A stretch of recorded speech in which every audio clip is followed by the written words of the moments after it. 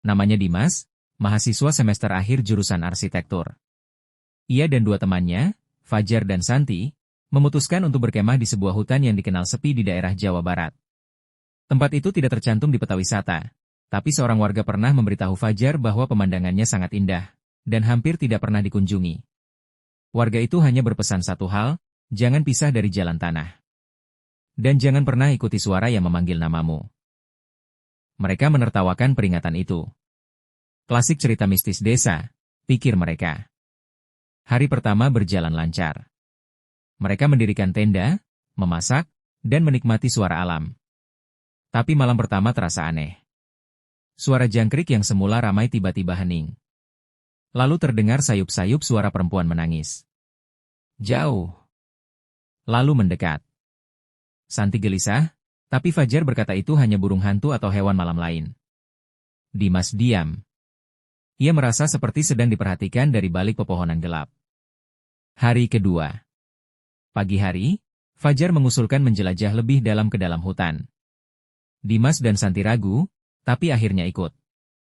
Mereka berjalan sekitar 1 jam hingga menemukan jalan setapak kecil bercabang 2, satu jalur bersih, satu lagi ditumbuhi semak dan rumput tinggi. Fajar, keras kepala seperti biasa, memilih jalur yang ditumbuhi semak. Mereka berjalan sekitar 15 menit sebelum Dimas menyadari. Suasananya berubah. Tak ada suara burung. Tak ada suara angin. Langit pun tampak lebih kelabu. Tiba-tiba, Santi berteriak. Saat Dimas dan Fajar menoleh, Santi sudah tidak ada. Mereka mencari, memanggil namanya berulang kali. Santi.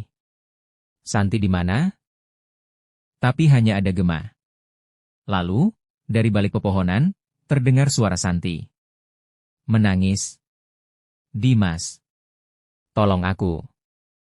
Dimas ingin berlari ke arah suara itu, tapi Fajar menarik lengannya. Ingat pesan warga itu. Jangan ikuti suara yang memanggil. Dimas terdiam.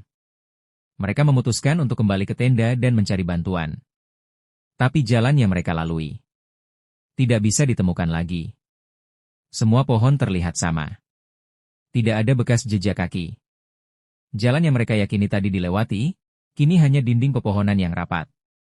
Mereka seperti berputar di tempat yang sama. Langit semakin gelap meskipun masih siang.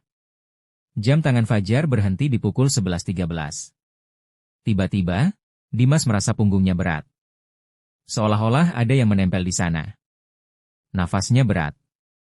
Ia mencoba menoleh, dan sekejap, ia melihat bayangan hitam merangkak cepat ke arah Fajar. Fajar berteriak.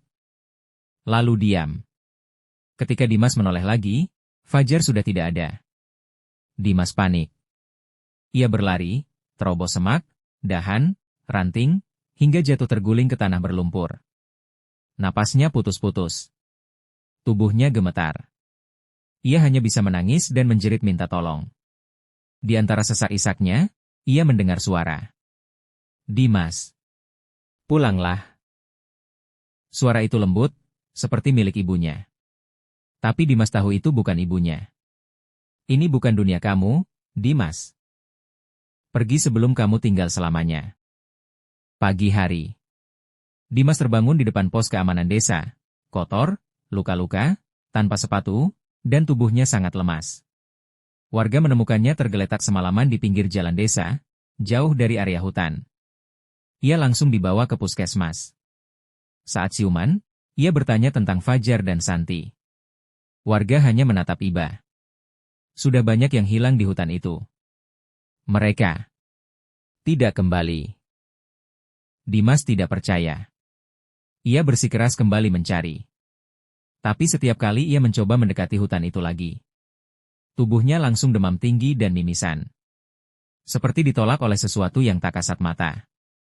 Akhirnya, Dimas menyerah. Ia kembali ke kota. Membawa luka dan trauma. Dalam tidurnya, ia masih sering mendengar suara Santi. Dimas. Kamu gak mau temenin aku?